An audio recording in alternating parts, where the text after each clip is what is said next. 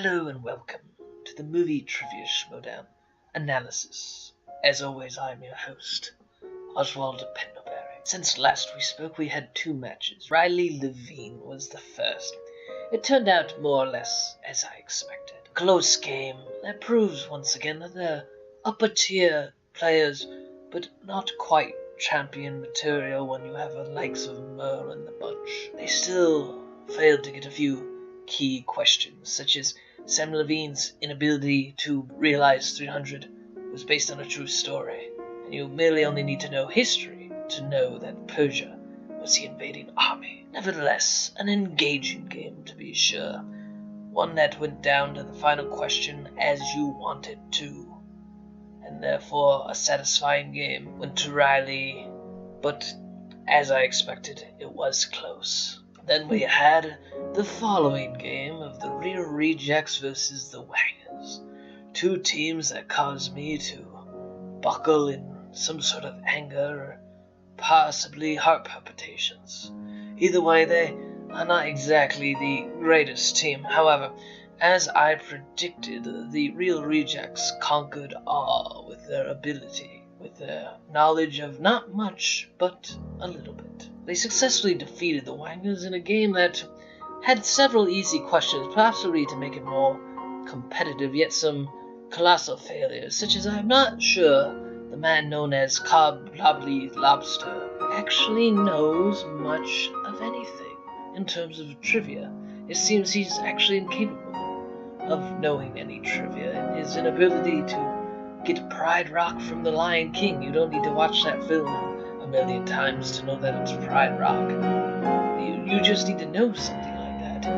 It seems quite simple, but some people actually can't know that. Why join the Movie Trivia League if you are apparently unable to conceptualize the most simple fact?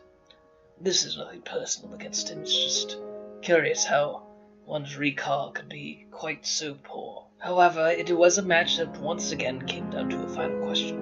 And a bizarrely easy final question. Where was the Emilio Estevez questions for that one? By the way, tip to any future players: watch Emilio Estevez movies.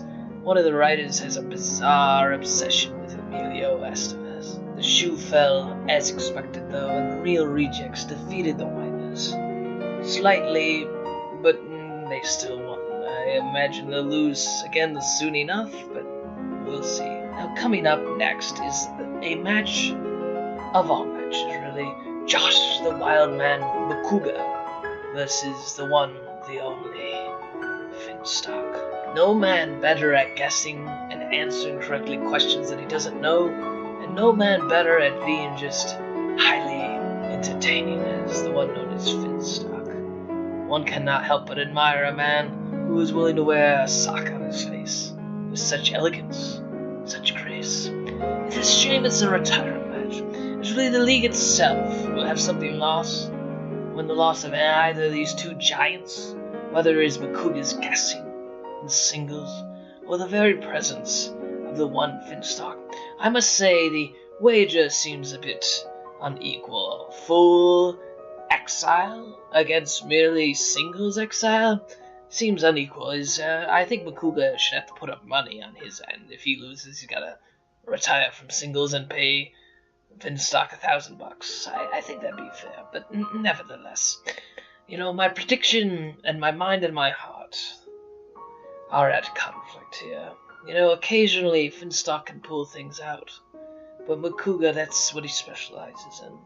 Makuga sometimes can have a decent match, but sometimes he can also have a terrible match.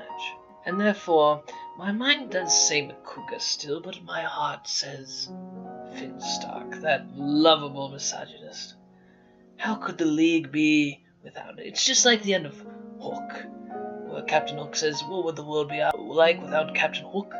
What would the Schmoedown be like without Finstock, the one, the only, Bobby Finstock? And so my prediction of my head is Makuga, but my heart will always be with Finstock. Godspeed.